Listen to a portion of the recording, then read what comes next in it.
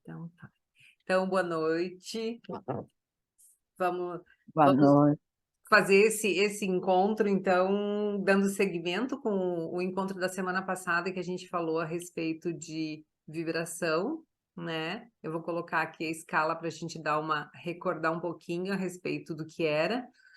Então, segundo o Dr. David Hawkins, né? Ele fez essa escala com os níveis de consciência, começando no nível mais baixo, que é a vergonha, que foi o que a gente viu na semana passada, e a gente vai ver cada uma delas para ver como elas agem no nosso nível, no nosso dia a dia, na nossa vivência. Então, cada um dos níveis de consciência corresponde a um nível de emoção. Então, a vergonha que ela está relacionada com a humilhação, né? E hoje a gente vai ver a culpa, e vamos ver se der tempo, a gente vai para a apatia também. A culpa é um nível de consciência que está numa vibração de 30 Hz, né? E, o nível de emoção relacionado é a ofensa. Então, e hoje também a gente vai ver um pouquinho a respeito dos alimentos que acabam interferindo na nossa vibração, alguma coisa dos alimentos, né? Que acabam interferindo na nossa vibração, que às vezes a gente acha que é só manter um pensamento positivo, né? Não se estressar e tal, mas que nem eu comentei no outro encontro, é bem importante é o autoconhecimento, né? O autoconhecimento é uma das coisas mais importantes que tem, porque quando eu me conheço, qualquer que seja o pensamento que chega, eu consigo saber se o pensamento é meu, se não é, se eu estou tendo uma interferência de fora, né, externa, ou se isso está dentro de mim, assim como o sentimento também, né? Às vezes eu posso estar sentindo alguma coisa e não me dar conta e eu aceitar aquilo como meu, e às vezes não é. Às vezes a gente está tendo uma interferência externa e se a gente se conhece, a gente sabe parar e dizer, peraí, só um pouquinho, isso não é meu, não quero, e mudar o pensamento ou mudar o sentimento, né? É muito mais fácil. Assim como quando a gente tem uma vibração mais elevada, quando tenho algum processo de estresse ou alguma coisa que acontece de baixar a vibração, é muito mais fácil para eu voltar aonde eu estava do que eu estar lá embaixo e tentar subir. É muito mais difícil, né? Então, nesse sentido, não era isso que eu queria, deixa eu colocar aqui. A culpa. Então, hoje a gente vai ver a culpa. Para que serve a culpa, né? Aqui ele fala que a culpa é muito comum na nossa vida, que às vezes a gente até nem percebe mais que ela está presente, principalmente durante todo o nosso dia a dia. E é bem interessante porque a, a culpa ela pode vir de várias formas, de várias maneiras, e é interessante porque eu tive uma cliente ela tinha um sentimento de culpa, e o sentimento de culpa dela era uma coisa assim, não muito normal. Ela era de uma família se não me engano, 6 irmãos, e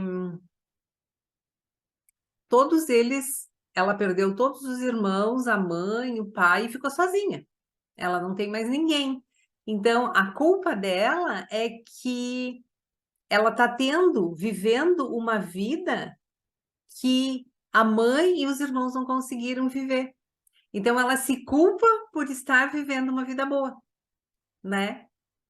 E é uma coisa assim que a gente, até na sessão, a gente conseguiu limpar esse sentimento de culpa, mas tu vê, ela disse, é uma coisa que eu demorei, e aí entra o autoconhecimento, eu demorei para entender por que eu tinha aquele sentimento de culpa. E veio isso, que ela estava se sentindo culpada pela família toda não ter ficado né? Não ter vivido para experimentar uma vida como essa que ela está vivendo. E ela tem 70 anos, né? É bem interessante. E a culpa vem, que nem eu disse assim, de várias formas, né? Tanto que ele fala e que ela é mais comum no nosso dia a dia, tanto que a gente quase nem percebe, né? Então, você já percebeu como a culpa está presente no nosso cotidiano? Quantas culpas temos instituídas no nosso dia a dia? Então, ele convida a gente a dar uma paradinha e pensar. Como é que a culpa, como é que no nosso dia a dia se tem sentimento de culpa ou não? E essa que ele vai falar agora é bem interessante porque acontece com a maioria das pessoas, que é aquela coisa assim, a gente tem o sentimento de culpa por estar fazendo uma coisa enquanto poderia estar fazendo outra. Quando a gente passa a fazer a outra, a gente sente um outro sentimento de culpa por de repente não tá dando atenção para a família. Quando a gente começa a dar atenção para a família, para os filhos, aí a gente começa a lembrar, poxa, eu poderia estar eu estou me sentindo culpada por não estar descansando. Então, por isso que ele diz que ela está muito mais presente no nosso dia a dia do que a gente pode imaginar, né? Então, a gente sente culpa em diversas situações, e aqui ele enumera algumas, ó. Ela pode aparecer depois da gente falar algo que na hora errada, ou por tomarmos uma decisão errada, por algo que não saiu do jeito que a gente queria, por estarmos em algum lugar quando deveríamos estar em outro, por termos magoado alguém. Então, a culpa é aquela coisinha que fica lá na cabeça te dizendo, ó, tu podia ter dito isso, tu podia ter feito aquilo, né? É como se fosse um alerta, assim, que fica piscando ali dentro da mente. Além disso, a culpa surge também como negação da responsabilidade e projeção da culpa no externo, que pode gerar até mesmo sensação de ódio, vingança e ranger de dentes. Para mim, pelo menos, uma das coisas que mais fez com que a vida ficasse mais leve foi justamente entender que a responsabilidade de tudo que acontece é minha. Depois que eu entendi isso, nossa, assim, ó, eu sempre comento isso porque eu senti, assim, que a vida ficou mais leve. Porque daí eu não preciso fazer, que nem ele está dizendo, buscar fora, buscar no externo alguém culpado. Não existe ninguém culpado. Tudo é eu comigo mesma, né? Se eu tenho que resolver alguma coisa, se aconteceu alguma coisa, aconteceu alguma coisa que me atingiu, então o que que aconteceu? Eu deixei uma porta aberta. Eu permiti. Então, se a gente começa a ver nesse sentido, para mim, tá? Eu tô falando por mim, deixou a minha vida muito mais leve, muito mais fácil de tomar decisão, muito mais fácil de resolver as coisas, porque eu sempre tenho que recorrer a quem? A mim, né? Aí, se aconteceu isso, aí eu posso chegar e dizer assim, mas por que que tu deixou que isso acontecesse? Como que tu estava te sentindo? Para uma próxima vez, eu poder agir diferente, né? Pensar diferente, de uma forma diferente. Então, nesse sentido, assim, eu acho bem interessante essa colocação dele aqui, de responsabilidade e não projetar nossa culpa no externo, em fora, né? Buscar alguém culpado lá fora ou alguma coisa que possa receber essa culpa. E isso pode levar a culpar o outro por sua infelicidade, justamente o que eu estava falando, por passar a bola adiante, né? Não querer assumir a responsabilidade, por acreditar que algo saiu diferente do que tu queria, por ser essa pessoa de ser diferente, porque não conseguiu controlar a ação dela, por ter estragado algo, ou por qualquer outra coisa que tenha acontecido. E o controle, esse controle da situação, a gente acha que consegue controlar, mas no fundo ninguém controla nada nem ninguém, né?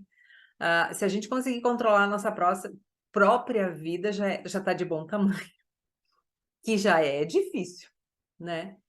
Então, a culpa se transforma rapidamente em ódio vingativo. Na história da nossa sociedade, Vimos diversos políticos tiranos, absolutistas, cometerem atrocidades e dizimarem nações e culturas por projetarem nos outros a culpa por suas infelicidades ou por não conseguirem o que querem. Então, se frustram e acham um culpado para pagar, para levar a culpa, né? Mas o que é a culpa?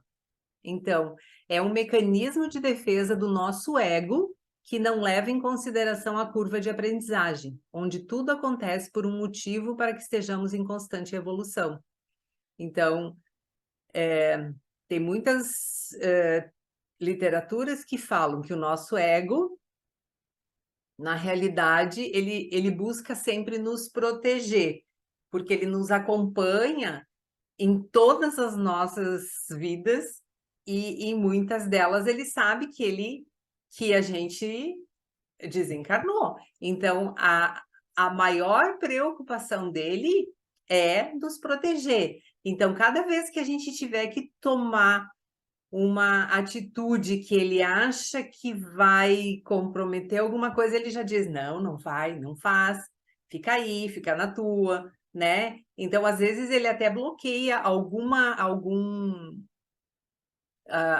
a gente chegar em algum objetivo que a gente pensa em chegar.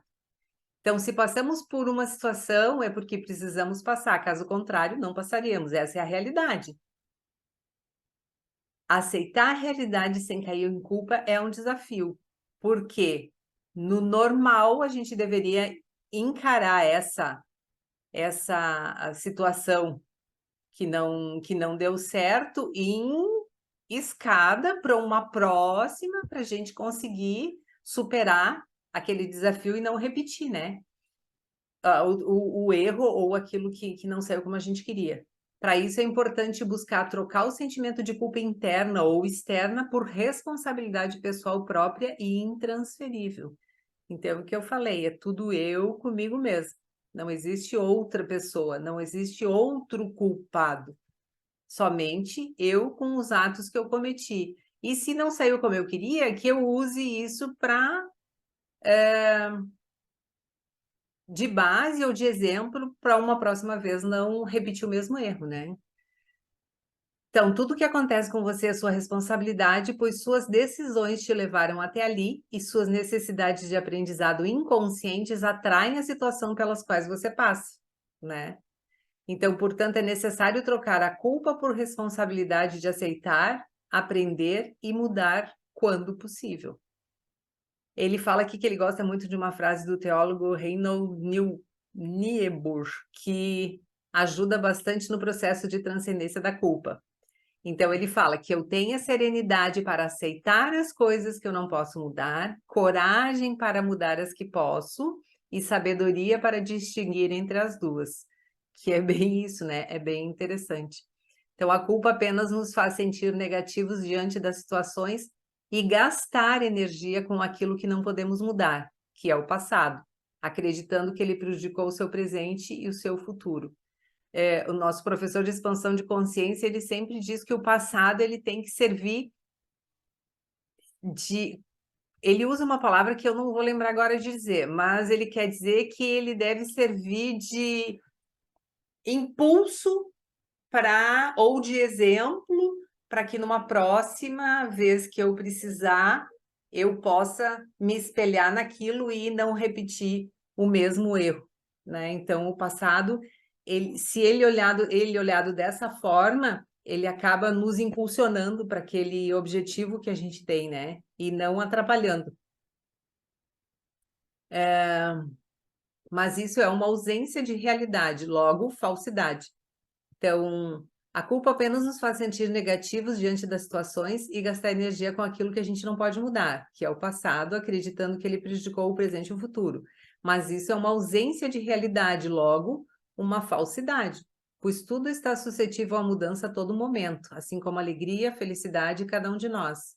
Pois bem, essa é uma questão de decisão, largar mão do negativo e deixar de lado as resistências ao positivo.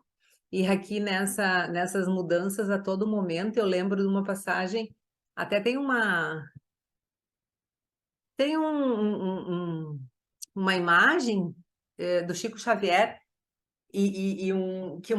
falando assim, que ele diz assim que teve uma vez que ele estava muito triste e o Emmanuel chegou e disse para ele: Chico, isso vai passar, né? Essa tua tristeza vai passar. E realmente, não demorou muito tempo, a tristeza passou.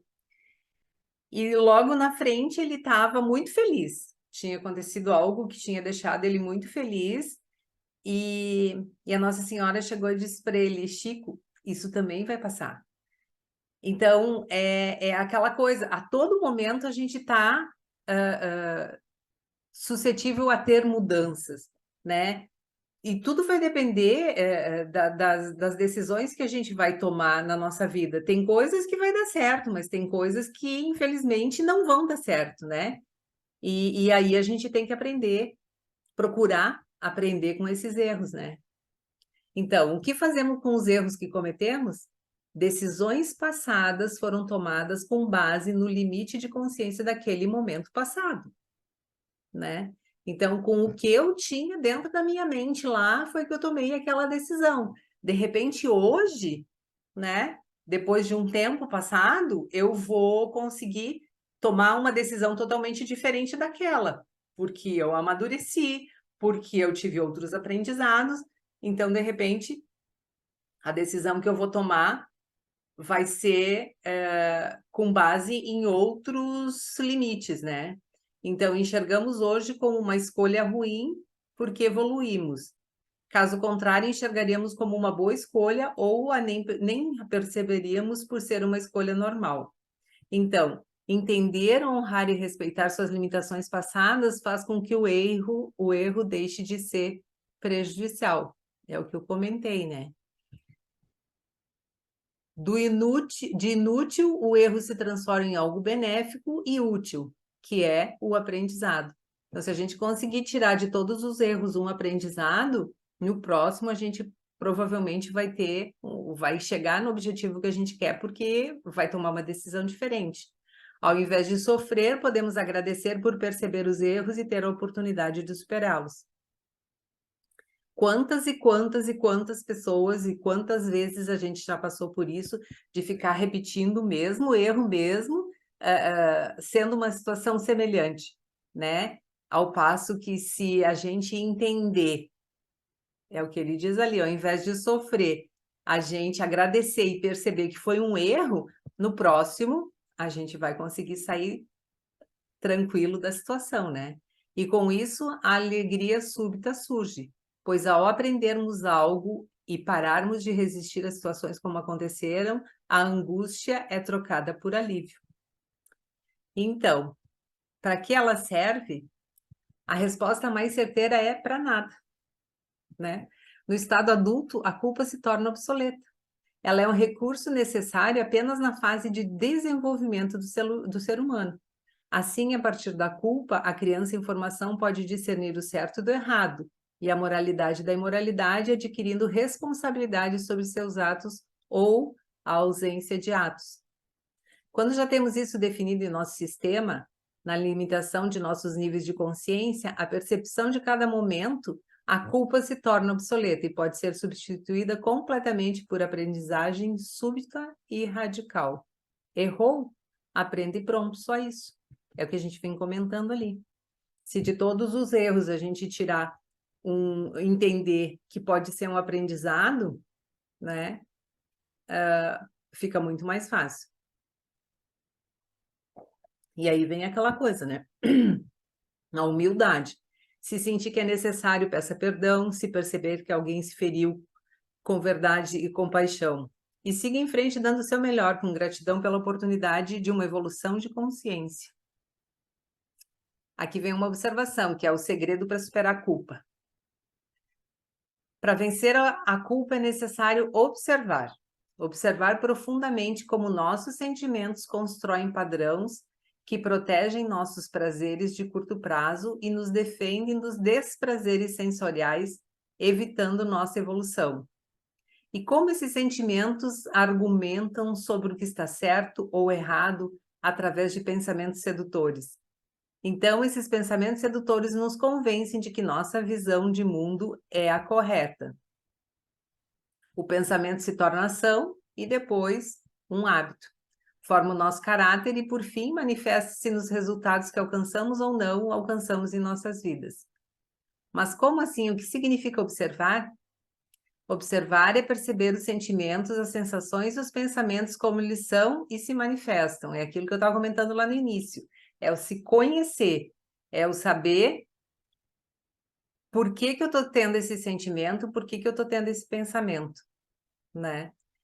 E é por isso que a partir daí podemos perceber que esses impulsos são apenas sugestões da mente. A gente consegue entender se é nosso ou se não é nosso. Mais do que isso, percebemos que nós não somos os nossos impulsos, mas o observador por trás deles. Então, foi o que eu comentei no outro encontro. Quando a gente consegue se colocar em terceira pessoa para observar o que está acontecendo, se torna muito mais fácil de entender a situação, né? Assim como no silêncio, como o silêncio permite a música, como o espaço permite a matéria, o observador permite o pensamento. Observação não é análise, crítica, reflexão, julgamento, posicionalidade, resistência ao que surge, querer mudar o que surge, querer entender os porquês. Aceitação é o desapego. E essa aceitação com o que se foi e o desapego do controle do resultado, se permitindo ser quem é, em um estilo de vida onde você dá o seu melhor em todos os momentos, é amor. E o amor cura a culpa. É o que a gente comentou também no outro dia, né? Que o desapego é bem importante, porque ontem eu estava lendo um texto que falava justamente disso. Tudo que a gente tem aqui hoje é emprestado, né? Nada do que a gente tem aqui é nosso, na realidade.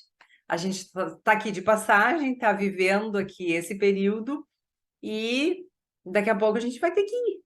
E a gente vai levar o quê? Nada, nem ninguém, né? Então, viver essa fase de desapego, porque se a gente analisar assim, se a gente olhar a nossa vida, por exemplo, de fora, a gente ficar analisando o quanto a gente fica apegado às coisinhas, a coisas pequenas e até a pessoas mesmo, sabe? Às vezes sentindo uma coisa que não é nossa, que é da outra pessoa. Eu acredito muito que cada um escolhe aquilo que precisa passar em- até em função de karma, sei lá, né? Porque a gente vive muito apegado, a gente se apega à matéria, a gente quer ter, né? Aí a gente se apega muito à família, e eu digo isso de carteirinha, porque eu passei por um processo de estar sufocando meu filho, que ele não conseguia nem falar, sabe? Era a gente, como mãe, sabe que a gente, às vezes, por querer proteger, né, por querer ajudar, a gente acaba sufocando. E depois que eu fiz, depois desse processo, que eu fiz uma constelação, onde a consteladora disse assim: a culpa disso tudo é tua. É tua, tu tem que agradecer o filho que tu tem, porque ele veio para mostrar que quem precisa de ajuda é tu. Eu digo, nossa, que maravilha. Fiquei feliz da vida. Porque se a culpa é minha, eu dou conta. Então, se eu que tenho que melhorar, eu vou atrás de me melhorar. E depois disso foi muito incrível que assim, ó, mudaram muitas coisas, sabe? Eu comecei a ter uma visão de desapego maior com tudo, né? E com todos. Porque eu comecei a entender justamente essa parte, que daqui a pouco eu não estou mais aqui. E aí? Né? Às vezes a gente deixa de viver, deixa de fazer o que a gente gosta, deixa de passar por várias coisas por a gente estar apegada. Ai, não posso isso por causa de fulano, não posso aquilo. Sabe? É uma coisa que eu não digo assim que a gente não goste, porque não gostar ou não amar não tem nada a ver. Tu pode amar e não estar apegado. São duas coisas que caminham totalmente diferentes, mas que é um exercício que a gente pode começar a fazer, que é bem interessante. Bem interessante porque nos ajuda em muitas coisas, em resolver muitas coisas da nossa vida.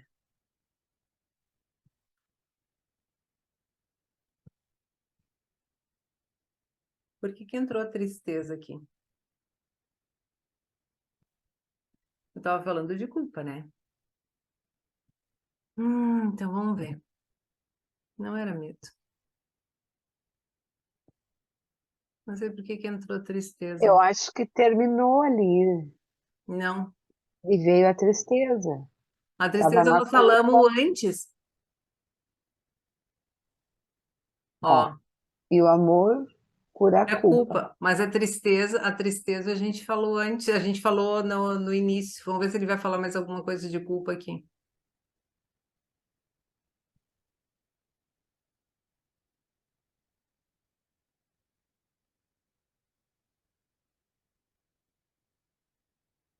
É, vamos mais para frente um pouquinho, vamos ver o que vai. Vamos olhar na tabela de novo o que vai entrar aqui depois da culpa. Eu acho que é a tristeza, não? Não, tem apatia antes.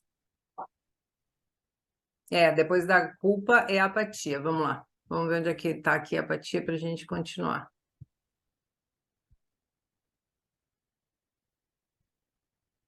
A vergonha.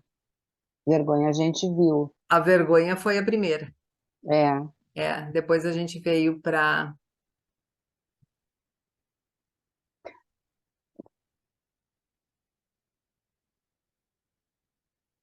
Eu acho que ela entra como tristeza, então a apatia não tem. não é o sentimento ali, deixa eu ver na tabelinha ali. É. Não, mas é porque lá ela fala depois da culpa, ó, É, e o amor cura a culpa, Daí ele vai aí ele entrar fechou. tristeza e não vai entrar apatia. Deixa eu pegar aqui. Que depois da culpa viria a apatia que vibra em 50 Hz, que ele não colocou ali, aí a gente entra na tristeza, então. Já vou Ah, falar da tá. tristeza. Se alguém Uhum. tiver alguma pergunta para fazer a respeito da culpa ou fazer alguma colocação, aí a gente pode ver.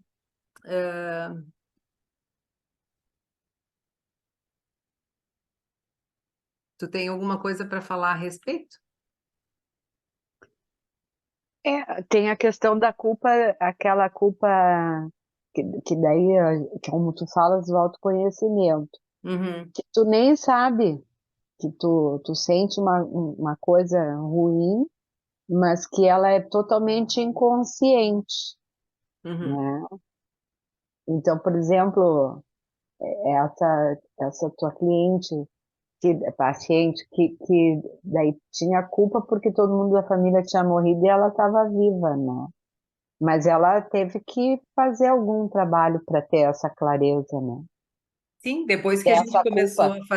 a fazer o processo, que ela começou a entender que essa culpa vinha justamente em função disso, que a gente começou a Exatamente. trabalhar a culpa, e quando no processo ali chegou naquele ponto de precisar da culpa, aí foi que ela chegou nessa conclusão, É. nesse entendimento de que ela precisava da culpa em função da família não ter podido ter a vida que ela está tendo agora, né? Uhum. E que era uma coisa que não dependia dela. Justamente. Mas normalmente a culpa não depende da gente, né? É uma É, coisa. Por isso que ele diz assim, para que ela inerente. serve? Para nada, né? Porque na realidade ela não serve para nada. Então, eu acho que antes de começar na tristeza, vou dar uma faladinha a respeito, porque a nossa vibração, ela, ela independe de ser só. na realidade, não depende de ser só pensamentos positivos ou, sabe, a gente tá... Existem coisas que podem ajudar, como, por exemplo, a alimentação, né? Quanto mais fora da alimentação natural for a nossa alimentação, mais contribui para baixar a nossa vibração. Então, se a gente quer ter... Muita gente relaciona a vibração, a baixar a vibração, por exemplo, com comer carne vermelha, com, né, qualquer tipo de carne em função de tu ter tirado uma vida para poder se alimentar, né? Mas eu acho que vai muito da nossa consciência, né? Vai muito da tua consciência. Se tu tiver uma consciência de culpa na hora que estiver fazendo esse processo, eu acho que aí sim ela pode contribuir para baixar a tua vibração. Mas lógico que tem alimentos que, além de aumentarem a vibração, são alimentos mais alcalinizantes, né? Que alcalinizam mais o nosso organismo, o nosso corpo. E até eu coloquei uma tabelinha aqui, ó, que fala de alguns alimentos mais alcalinos e alguns ácidos. Então, eu acho interessante porque o que acontece com o nosso corpo quando a gente está mais com o corpo mais ácido, o corpo está mais sujeito a inflamações, né? Então, quanto mais alcalino ele tiver, melhor ele vai estar. Então, esses alimentos mais alcalinos que fala que dá... Fugiu. Lentilha, brócolis, melão, abacaxi, lima, nectarina, couve, alho, chá verde, brotos, algas marinhas, semente de abóbora, castanha de caju sem sal, missô, cereais integrais, maçã, uva, espinafre. Esses são alguns dos alimentos mais alcalinos que podem ajudar a livrar o corpo dessa inflamação, né? Ao passo que quanto mais alimentos ácidos a gente ingerir, mais vai acidificar o organismo, mais fácil de inflamar e aí ter dores e coisas mais, né? Que é café, sal, açúcar, carne, queijo, leite, derivados, farinha e derivados, milho, trigo, bebida alcoólica, aditivos, os aditivos que tem na maioria dos produtos industrializados, né? Os refrigerantes, chocolates, ovos, peixes, frutos do mar, nozes, cereais refinados. Muitos deles aqui, eu acredito que em excesso pode até causar, porque principalmente os refinados ou os industrializados, né? Que são os piores. Tipo sal, açúcar e farinha, que são os três, como o Dr. Lair Ribeiro fala, os três venenos brancos, né? Que prejudicam demais o nosso corpo. Então, quanto mais comidas, alimentos alcalinizantes a gente consumir, mais fácil vai ser elevar nossa vibração. Que aí entra as frutas e os vegetais crus, o cloreto de magnésio, porque o que acontece? Quando a gente tem cálcio em excesso, ele sai do osso e vai para o tecido. Quando a gente tem... E o cloreto de magnésio, ele tem essa função de tirar o cálcio do tecido e levar para dentro do osso. Então, o cloreto de magnésio é uma coisa bem interessante, mas ela tem que estar, lógico, tudo em harmonia, tanto o cálcio quanto o cloreto, né? A comida viva, que é a comida não cozida. Tem muita gente que fala a respeito da comida muito cozida, né? Que ela acaba produzindo, o nosso corpo acaba produzindo muitos glóbulos brancos e para poder se defender de tudo que vem junto, de tudo que pode acarretar no nosso organismo em função dos alimentos cozidos. As sementes germinadas, os chás aromáticos, o vinagre de maçã, que ele, além de ser diurético, ele ajuda no emagrecimento, ele ajuda na nossa colônia de bactérias do intestino, né? O chá verde, que ele tem bioflavonoides e catequinas, que ele ajuda nessa parte dos radicais livres, né? Também. A clorela, que ela ajuda para infecção, desnutrição, obesidade, que é uma alga, né? Uma alga japonesa. A estévia, que ela ajuda na fadiga, na diabetes, na prisão de ventre, até aquela estévia natural que a gente pode fazer chá, né? Aqui, no caso, eles estão falando dessa, e não dessa de industrializada que a gente usa como adoçante, né? Então tá, gente. Então tá. Semana que vem, então, a gente entra com a tristeza. Entra com a tristeza. Não, vamos falar sobre tristeza, não vamos entrar com a tristeza, não. Mas a semana que vem Semana que vem a não gente vai não vai fazer, ter. né? Na outra. É, Eu vou colocar um tá, avisozinho daí no grupo depois, tá. que a gente vai Uhum. ficar na outra semana daí. Muito Tá bom? obrigada, Silvia. Beijo, Gratidão, gratidão. tá? Até a Beijo. próxima. Beijo. Até. Obrigada, Tchau. Lau.